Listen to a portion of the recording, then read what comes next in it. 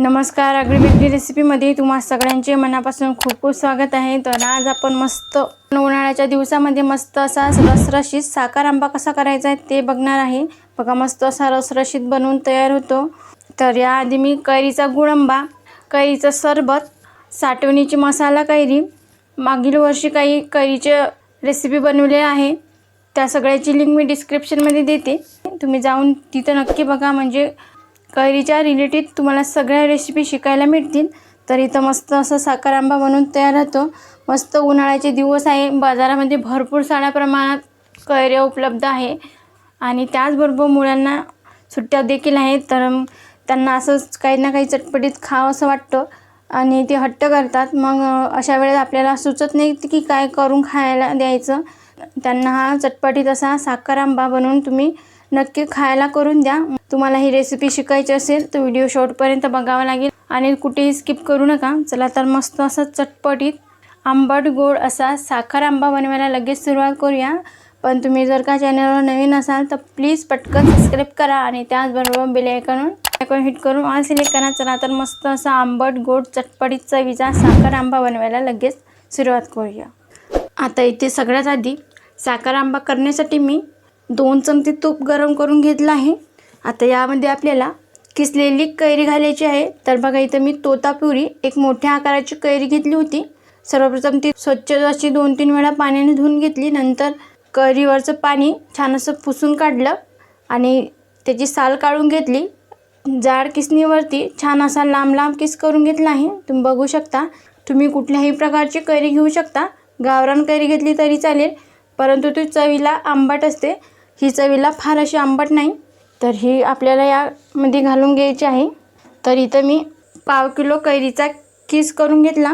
आता या तुपामध्ये आपल्याला ही कैरी छान अशी परतून घ्यायची आहे। तर या तुपामध्ये या कैरीचा किस हा व्यवस्थित रंग चेंज होईपर्यंत परतून घ्यायचा आहे। इथे 3 ते 4 मिनिटं एक कैरीचा किस मी व्यवस्थित असा परतून घेतला आहे। तुम्ही बघू शकता हलकासा याला रंग बदलायला सुरुवात झाली आहे। तर आता आपण यामध्ये लगेच साखर घालून घेऊया। तर इथं मी 1 वाटी साखर घालून घेते। साखरेचं प्रमाण तुम्ही कमी जास्त करून घेऊ शकता। साखर आंबा कितपत गोड हवा त्यानुसार तुम्ही साखर घालून घेऊ शकता। आता त्यातील साखर विरघळेपर्यंत आपल्याला हा किस व्यवस्थित परतून घ्यायचा आहे।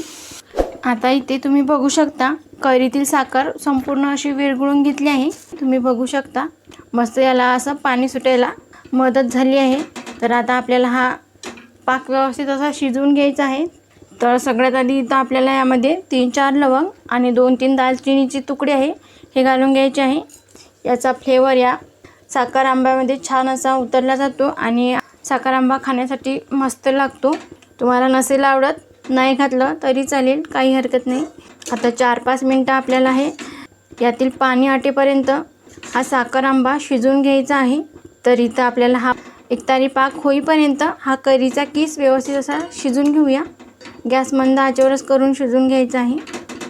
आता इथे हा कैरीचा किस मी व्यवस्थित असा शिजवून घेतला आहे आणि तुम्ही बघू शकता यातील पाकसुद्धा व्यवस्थित असा आटलेला आहे। आता आपण एकदा चेक करून बघूया। तर बघा इथं मी थोडासा पाक घेते, थोडंसं कोमट करून घ्यायचा। तर इथं हा पाक आहे, तर याचा असा एकतारी पाक तयार होतो। तुम्ही बघू शकता इतपतच आपल्याला हा साखर आंबा शिजवून घ्यायचा आहे। परफेक्ट शिजलेला आहे। आता आपण गॅस बंद करूया। जास्त ओव्हरकुक करायचं नाही, नाहीतर हे मिश्रण कडक होईल आणि साखर आंबा खाताना असा व्यवस्थित लागणार नाही।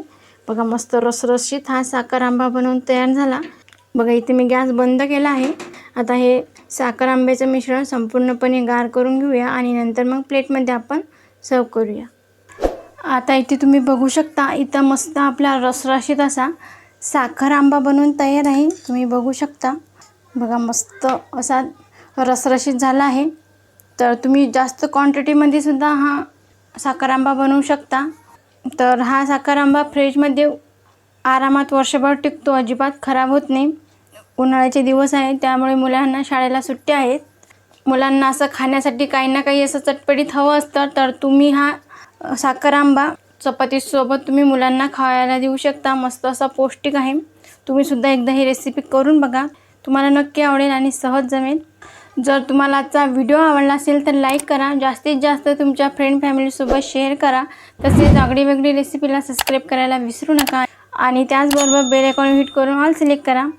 जेणेकरून मी छान छान रेसिपी अपलोड करेल त्याचे नोटिफिकेशन तुम्हाला येऊन जाईल. आज वेळात वेळ काढून तुम्ही ही संपूर्ण रेसिपी बघितल्याबद्दल तुम्हा सगळ्यांचे मनापासून खूप खूप धन्यवाद. अशी छान छान रेसिपी तुम्ही सुद्धा बनवून खात जा. भेटूया नेक्स्ट व्हिडिओमध्ये.